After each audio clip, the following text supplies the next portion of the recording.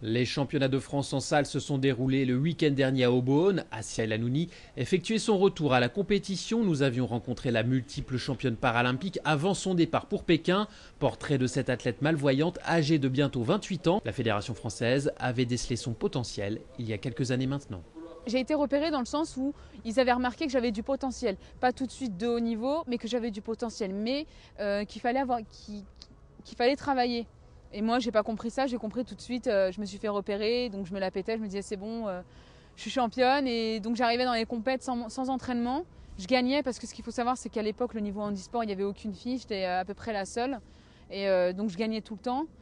Jusqu'au jour où, en 2001, je me fais sélectionner pour les championnats d'Europe. Et là, au championnat d'Europe, je suis arrivée dernière en tout. J'étais inscrite sur le 200, le 400. Et je suis arrivée dernière en tout, avec des performances impossibles à dire tellement elles étaient nulles.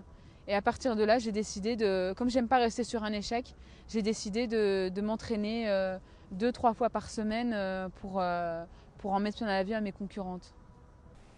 Assia n'est pas une ingrate. Elle n'oublie pas de remercier ceux qui l'aident au quotidien et notamment son coach, Patrice Gergès. Ma première pensée, elle a été directement vers mon entraîneur.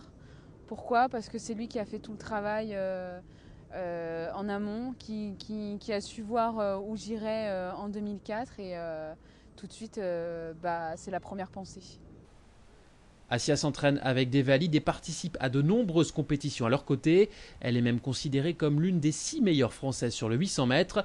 Pour son entraîneur, la confrontation avec les valides est indispensable.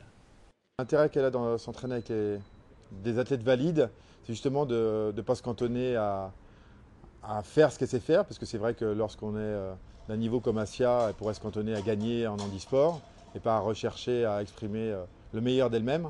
Or là, elle essaye de se dépasser, et comme elle s'entraîne en plus avec des garçons, elle essaye parce qu'elle a un tempérament de gagneuse, de toujours gagner à l'entraînement, d'être la meilleure et de s'approcher des meilleurs athlètes valides du coup, puisqu'elle fait des très bonnes performances derrière.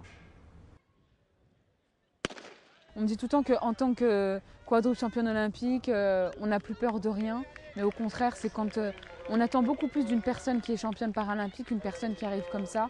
Et il y a beaucoup de pressions qui sont en jeu. À Pékin, vous avez pu le voir sur Handisport TV, Assia El Hanouni a enchaîné les titres comme à Athènes. Preuve que la pression n'a pas d'effet sur cette fan de Marie-Josée Pérec. Salut!